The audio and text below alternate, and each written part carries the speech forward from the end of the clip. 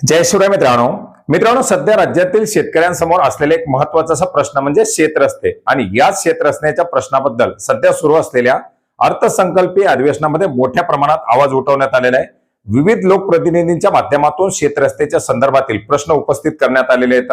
रस्ते बनवत असताना गौण खनिजाची नसलेली उपलब्धता, याचप्रमाणे रस्त्याला लवकरात लवकर मंजुऱ्या न देणं, याचप्रमाणे निधीची उपलब्धता किंवा इतरही बरेच सारे प्रश्न या शेतरस्त्यांसंबंधात, या पाणंद रस्त्यांसंबंधात उपस्थित करण्यात आलेले होते आणि यालाच उत्तर देत असताना राज्याच्या महसूल मंत्र्यांच्या माध्यमातून काही दिलासादायक अशी माहिती दिलेली आहे।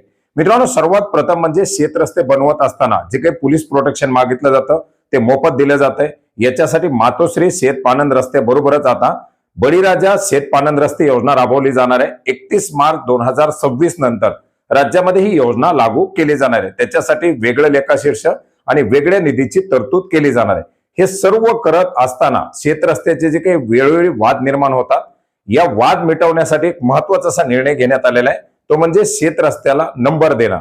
ज्याप्रमाणे हायवे असतील, ज्याप्रमाणे राज्यमार्ग असतील, त्याचप्रमाणे प्रत्येक गावातील शेतरस्त्याला एक विशिष्ट नंबर दिला जाणार आहे आणि त्या नंबरची नोंद नकाशावरती केली जाणार आहे।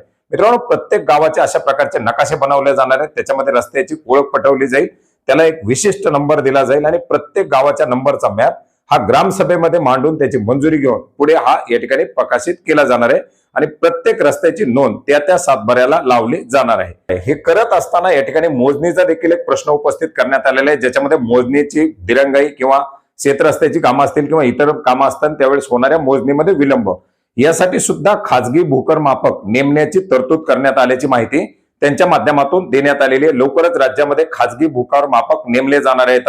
जवळजवळ 162 कोटी रुपयाचा निधी हा रोवर आणि ड्रोन साठी उपलब्ध करून देण्यात आलेला आहे। त्याच्यामुळे येणाऱ्या काळामध्ये हे जे काही मोजणीचे प्रलंबित प्रकरण आहेत ती सुद्धा मार्गी निघतील आणि येणाऱ्या काळामध्ये म्हणजे साधारणपणे पुढील 1 वर्षामध्ये जमिनीचे व्यवहार करत असताना, प्लॉटचे व्यवहार करत असताना सर्वात पहिली मोजणी आणि त्याच्यानंतरच नोंदणी केली जाईल, अशा प्रकारची माहिती सुद्धा त्यांच्या माध्यमातून देण्यात आलेली आहे। तर मित्रांनो, महत्त्वाचा असा प्रश्न लोकप्रतिनिधींच्या माध्यमातून उपस्थित करण्यात आलेला आहे आणि याच पार्श्वभूमीवरती या योजनेच्या संदर्भातील बरेच सारे निर्णय या ठिकाणी घेण्यात आलेले आहेत।